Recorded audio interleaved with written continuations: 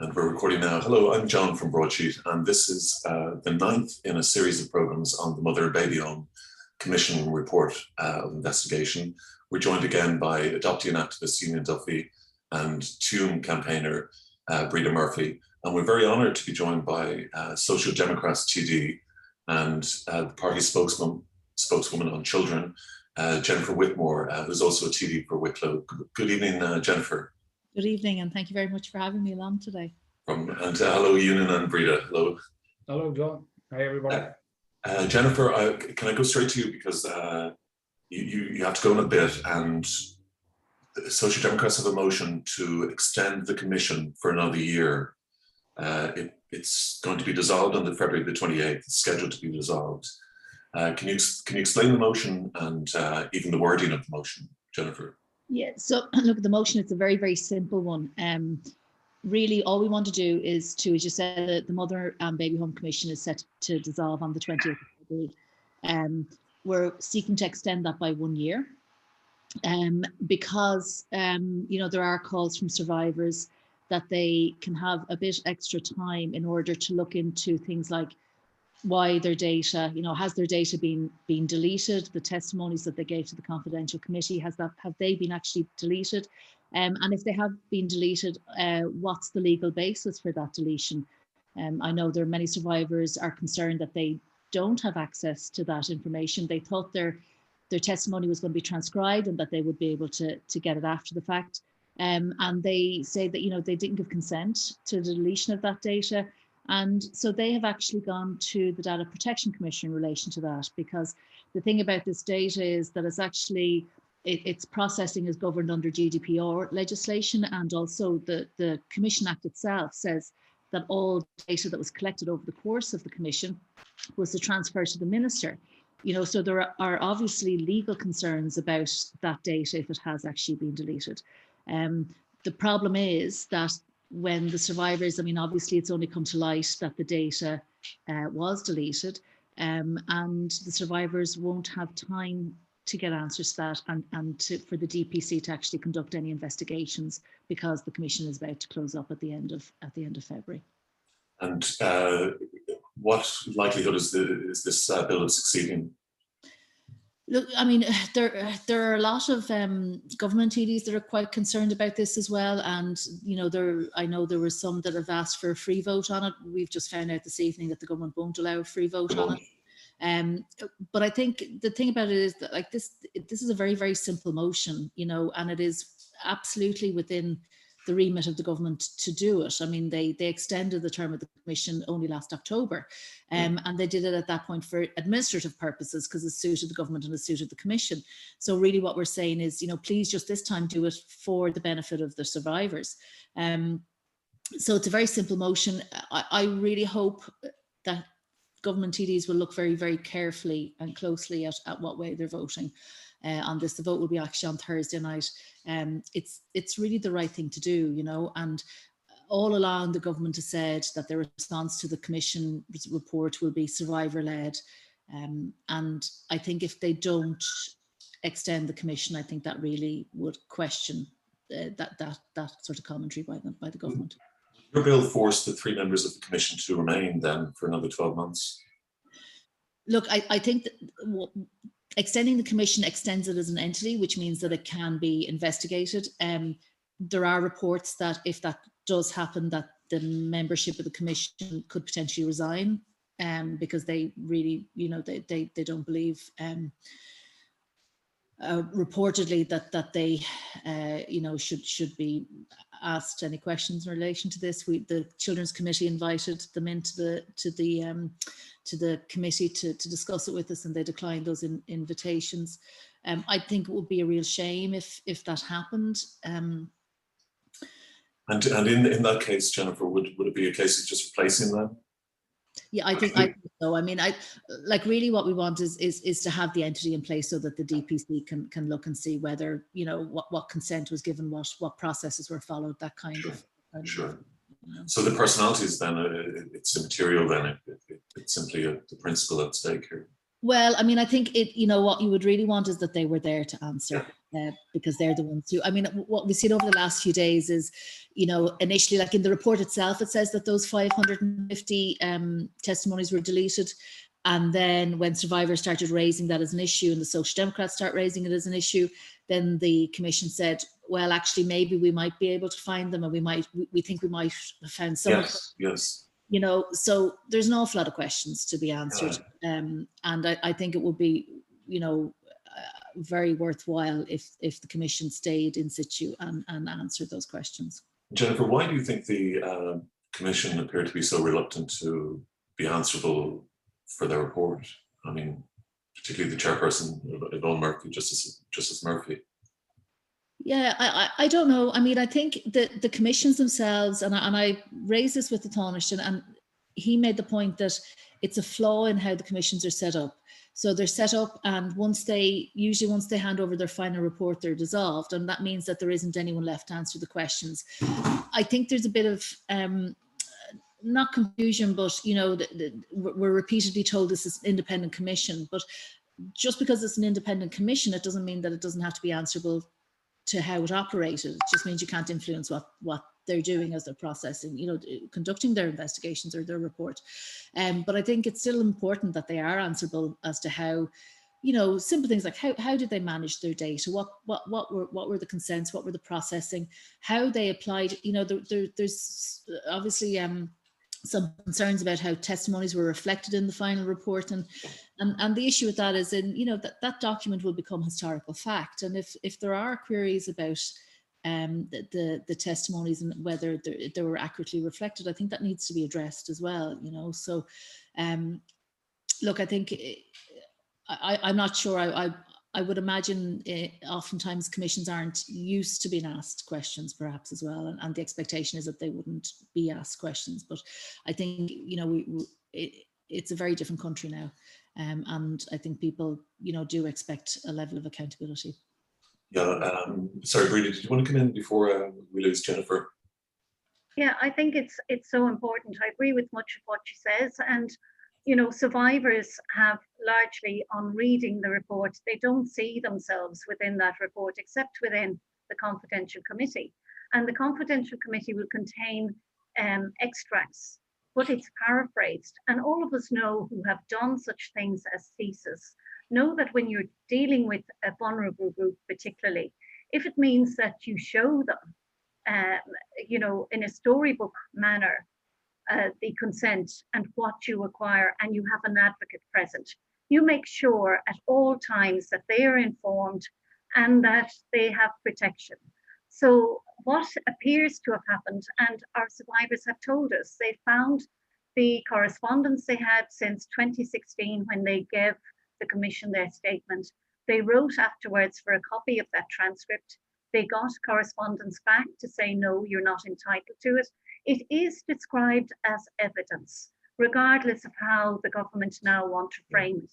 The government put in place under the 2004 Act, which they see now as flawed. It is interesting that the government at the time did not see it as flawed. The commission was due to expire 3 years after its making in 2018.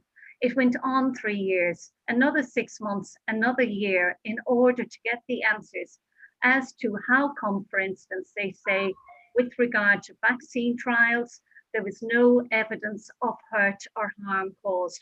When they haven't investigated, they never did a follow-up with any of the children who were placed either in foster care, in adoptive care afterwards. Some of those children may be deceased due as to a direct result of the vaccine trial. But there are so many inconsistencies. And I do hope, and I've urged the people that we know in Dáil Éireann to follow with their conscience. And if the government were secure in the knowledge that this was a good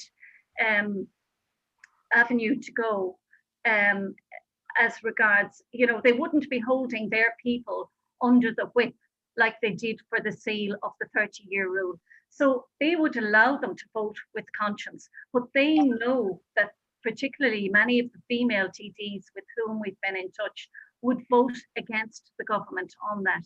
So they're not allowing that. So that's the teller. That's the evidence that we can see shows that survivors are not being placed first in this.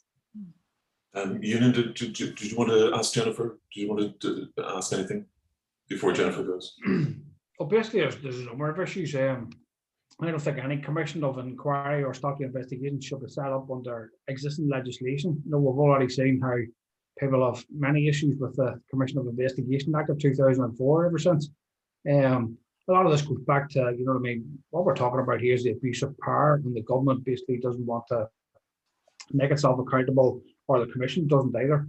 And this absolutely compounds, you know what I mean, the offence and the insult to the victims and survivors themselves. You know, it's highly remiss, it's so unprofessional. There's so many questions here not answered, and that goes right to the heart of the commission itself, how it was set up, who signed off on the ethics for the commission, which obviously runs into how there was no written contractual agreement for anyone giving their testimonies. And that would have completely mitigated and avoided a lot of the issues that we're now talking about here. You know, so I mean, it's so unprofessional, so remiss. The fact that Judge Breeda Murphy and our two commissioners will not come up and stand up to any kind of scrutiny on this is, and again, it's all part of the process, the strategy, the system. You know, this is, it doesn't seem to be that any government anywhere, basically, very few of them are learning from past and very, very recent mistakes, and we're facing the same issues in the north. And Jennifer, I know I'm conscious you have to leave now. The political will is there, I think, within, I mean, you were fantastic, by the way, in the door last week on this issue, and there were some amazing contributions. The political will seems to be there, but even a minister like Roderick O'Gorman, who seems very sensitive and compassionate, he doesn't seem to be able to bring any kind of justice to the victims. Yeah, and look, I think I think things are changing. I think I think what would have been accepted 5-10 years ago won't be accepted now. And I think it's coming from the public, and there's a groundswell of support for the survivors. I think people really realise that the injustices that were there, and I think sometimes that takes a while to filter into the political system, and I do think it is filtering in. I'm hoping it filters quick enough so that actually that the TDs will listen to the tomorrow and vote properly and vote with their conscience and do the right thing on Thursday. I sort of have to come at this optimistically and hope that happens. But I suppose, look, even if it doesn't, I think what we've seen is there is a shift in how politicians are dealing with this issue, and I think that shift will only continue to grow, and I think there'll be further support for survivors, and I'm hoping we start learning from mistakes and start doing things properly and not being so afraid to do the right thing. I think there's a sort of institutional fear to accept responsibility for this, and I think really we're going to have to as a state. But I do think things are shifting. So I'm going to go into tomorrow optimistic and hope that the right thing will be done. But even if it's not, I do think there's certainly more people listening and aware out there. Well, Jennifer, thank you very much. Very, very grateful for you joining us tonight. I know you've got a meeting at 7:30, so thank you. And what time does the debate start? And can we follow it? We can follow it obviously on oireachtas.ie. But it will be online on Oireachtas TV. I think it's 10 o'clock. 10, yeah, around 10 o'clock. Yeah, I better find that out before I go in tomorrow. Okay. Jennifer, thank you so much for joining us. We're going to continue our chat away here. Thank you. Thank you very much. Thanks, Jennifer. Good luck. Nice to meet you. Bye-bye. Thank you. It's great, very nice, great advocate for victims. I'm not sure if you saw her in the Dáil last week. Did you, Breeda or Eunan? I never seen her. Yeah, I've seen her, and I've seen her colleagues. Holly Kearns is a great advocate as well. Powerful. And I know we've asked her to come on, but she seems to be called on many different mediums and got up. It's great to have Jennifer. yeah, I think it's so important to have these voices. And today I was speaking on Kildare Radio, where we'd addressed 40 councillors in Kildare, and because Kildare thought like Mayo, we've not got a mother and baby home within our constituency, so it didn't matter for us. But of course, they forgot that Shamrock Abbey and they sent their women there. So again, it was when I wrote to 40 councillors, it was interesting that 4 women responded. The men tended to shy away from maybe the uncomfortable subject, as they often do. So today they issued their apology yesterday and provided the opportunity for those affected within Kildare County, with myself or other advocates or activists, to come on board and to speak with them. But as I said on the radio, actions speak louder than words, and maybe Galway County Council have shown the way here.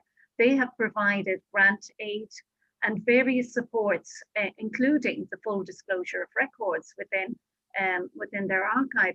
So every council can do the same, John, but other councillors are asking me to impact on their council now, because not every council is taking it. And if Eunan wants to come in, because Eunan has done the same in the north. It's fantastic, yeah. Yeah, and Eunan, tell him how you got off. This is difficult. Nowhere near the same success as you, Breeda. No. Oh. I've heard you on a couple of things, Eunan. You're fantastic. Thanks, John. Yeah. We can only do our best, and where we're allowed, and we're not censored, unfortunately. And what I mean, you've been very good at rolling away from that. So, but like Breeda, the local authorities or the councils, as they're known now, what I mean, they need to be stepping up now, because they have their own accountability and responsibility to these issues, and whether it's a mother and baby institution, a laundry, or a county home in the south, or a workhouse in the north, these are all associated. So, what I mean, they're all trying to do their best to run for cover, I suppose, and try and find the biggest rock that could possibly find. But I wrote off to the 11 councils we have here in the north Monday of last week, and not one of them replied. I never even got an acknowledgement email to basically raise the same issues. So that wouldn't be unusual. I remember 3 years ago writing off to the 108 MLAs that they were storming until they were cut down to 94. And that was around the time we had held that event in Belfast, the commemoration, Breeda. And we had 3 replies out of 108. So the ratios on the possibilities aren't great, John. But Breeda's doing fantastically well and reaching out to so many of the councils now, and they're all obviously hiding behind their own doors and hoping nobody comes knocking. But Breeda, and I think the lockdown has helped in a way, hasn't it, Breeda, in the sense that people are researching it now in a way that they didn't have the time to maybe before, or beginning to understand this story. Sorry. Yeah, I think it's the institutions that are unyielding. The councils themselves, the management will rarely, if ever, reach out. So what you have to hope for is that you have councillors there. And really, in all honesty, every councillor becomes involved because they're interested in social justice issues.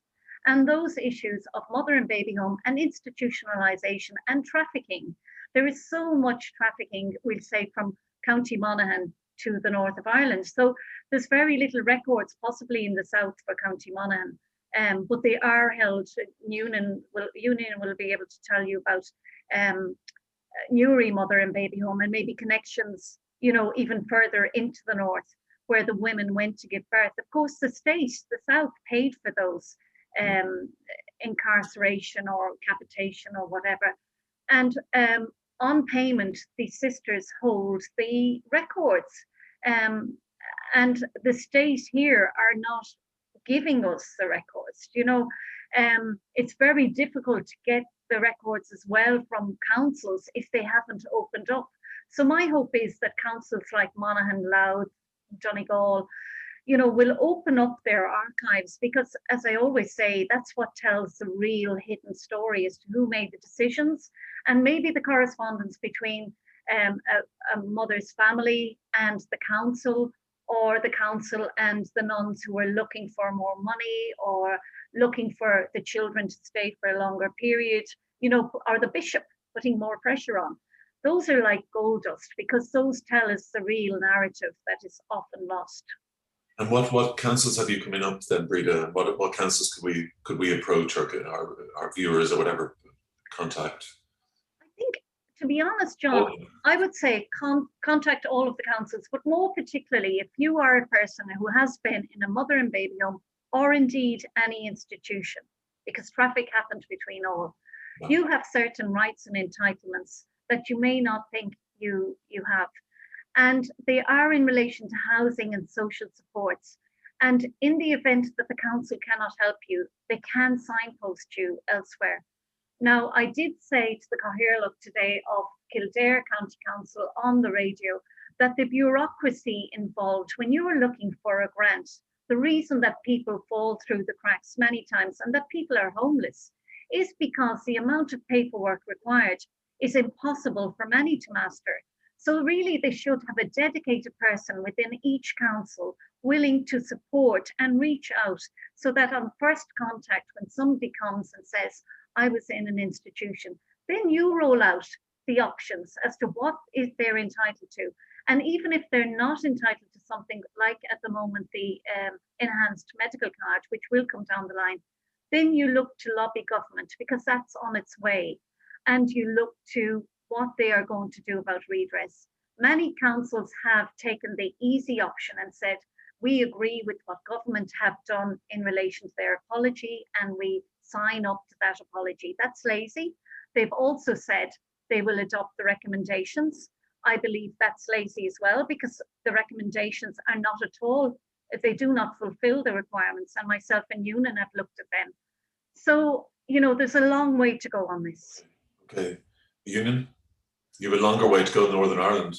Oh yes, so that's why we're trying to be as actively involved and scrutinising basically everything that's going on in the south of Ireland. You know what I mean? Because we know that the Northern Ireland Executive are closely monitoring all of the events in the south of Ireland. You know what I mean? I've been on to the Executive Government Department of Health here from way before Christmas, from the repealing the seal issues all started, and I've been asking them what they're going to do about these issues because, you know, up and down the length and breadth of this country, we're all affected, and internationally as well. All of these issues affect so many people around the world. And as for the council issues, you know, every council now, there's a chance that these councils might start extricating themselves from national government and national legislation on their responsibilities, you know, to completely disassociate themselves and then try and prove themselves autonomous and I suppose bear no responsibility for some of the things that's been happening and the injustices carried out. Like we know, we've been doing our own investigations, research, myself and Breeda and others. You know what I mean? Where we can currently see that there's still that connectivity and the cooperation going on between the south and the north. You know what I mean? That the HSE, for example, Kevin and Monaghan, are funding, and we don't know the whole ins and outs of it yet. But they're funding various organisations in the north associated with these institutional issues, and this is all happening right now as we speak.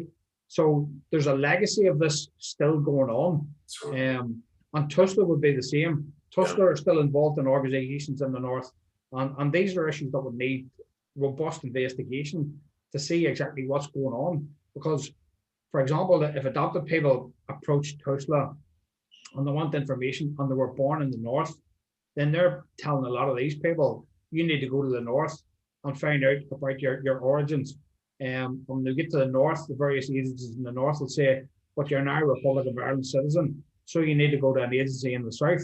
So these people are being passed from pillar to post in complete limbo as to who they approach and how they're trying to find out their identifiable information. So all of these issues that's going on in the south directly affect the north, and of course, even the commission and the academic report in the north have basically stated within the context and terms of their findings and their shortcomings, contradictions, etc., that there needs to be a collaborative and cooperative investigation now going forward between the north and the south. You know, and that needs to happen yesterday. It's so urgent that we're going to try and get to the bottom of some of these issues. Breeda, is the extension that with Jennifer Whitmore and Social Democrats are going for, do you think it's a long shot? I mean, it sounds it with the... I think it's going to be like, you know, the 30-year rule. Once the party whip comes down, you know, they're not going to vote with conscience. But then you'd have to look, myself and Eunan have often talked about this, you know, you get into politics for the reason of helping and your principles and everything else. You want to help your community.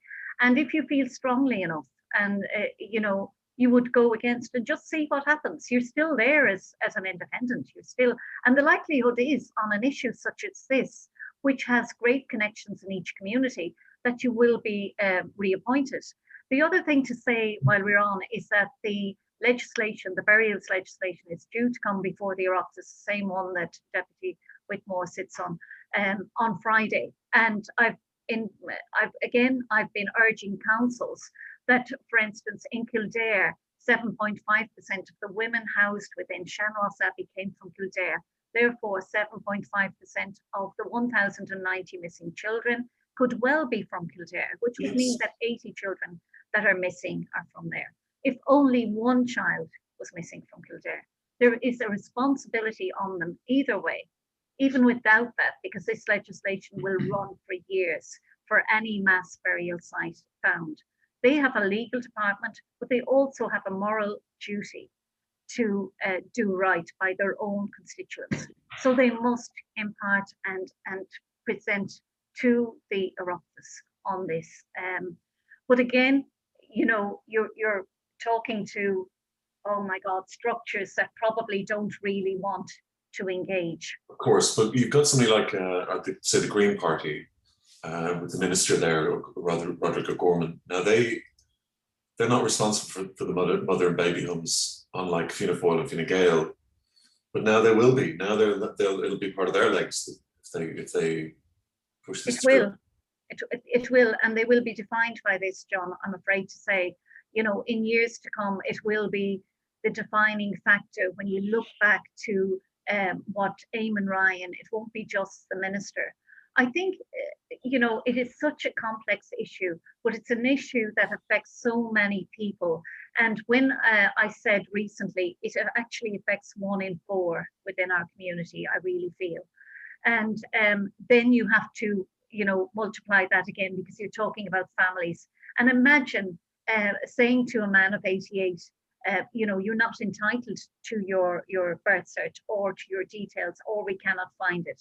And he's saying to his grandchild, so that their history stops with them. Yeah. I think it's criminal myself. Well, it is actually, yeah. But in terms of, you'd wonder what deal they've done. I mean, why would the Greens stand by this? You know, I mean, I know they're in government, but as you say, it is one of those issues that it's certainly beyond any politics. It's the corrupting force of power, John. It's, you know, some people like power, and I'd like to think if it were me in that position, but, you know, it's very easy to talk. They've just been awarded more money. They're earning over 100,000 per annum. The senators are earning over 70,000 plus expenses. Few people look at what they get in expenses, but that's a real eye opener as well. Well, and they're getting expenses, travel expenses, even during the lockdown. And traveling expenses where they don't even have to travel, of course, you know, they sign in the Oireachtas as well. So I don't think you can forget about Sinn Féin in this year, because remember the very, very early years of the state, Sinn Féin was the dominant party, of course, because, you know, until we had the dissidents of the Fianna Fáil, Fianna Gael at the end of this. Yeah. So, that's a very good point, Eunan. And but they're supportive down south anyway. I mean, and vocally up north at the moment. Oh yes, well, some of us would argue that Sinn Féin has a completely protectionist policy when it comes to mother and baby institutions, Magdalene and all these, because, you know, when what one head says in the south is completely different to the north, and you know, it's so incumbent on everyone here, I suppose. You know, when you get into government, the Green Party are a bit like the Department of Health in the north, because the official Unionist Party took the Department of Health as the poison chalice, and just said, well, if it means we'll get into government, we don't care if nobody else wants this department, we'll take it. Yeah. Now the Green Party were the same, Roderick O'Gorman, look, at least it gets us in here, we'll take whatever we can get, you know what I mean, no matter how bad it is. I suppose they're all instruments of power. They're all instruments of the government party line at the end of the day. You know what I mean? So, you know what I mean? Your free will, your free conscience and all is taken away from you until your party or the government will make that decision to take the whip away and allow you to, you know, because the SDLP did it in the North as well when it came to the abortion issue. That they knew it was really, really going to affect their vote and their constituencies, exactly. So it says, you know, well, we can't really blame the whole party if this goes pear-shaped. So we'll let everybody have a free conscience vote on it, you know. Yeah. This is the way politics works. It's a marriage of convenience. Yeah, they're cracking the whip. It's the wrong issue to crack the whip over. That's pretty obvious. We kind of run out of time, but is there anything else you want to add, just Eunan and Breeda, before we go? We've got the debate beginning tomorrow on the bill, on the Social Democrats bill, and on Friday the burials thing begins. Is it the burials bill begins debate? Yeah. At 10:30 tomorrow, the debate. Thursday night, there's the vote, and Friday by 12 to have the burials bill in. And just to say that Judge Catherine McGuinness spoke this evening on Drive Time, Judge Mary Lafoy, both of them have appeared before the Oireachtas. And because Judge Yvonne Murphy is now retired, you know, one would expect that she could attend because there's no political intrusion, you know, on the judicial system. What did Catherine McGuinness say? It's circling the wagons, John, and it's, to me, it's closing the discussion down as much as they possibly can. What did Catherine McGuinness say?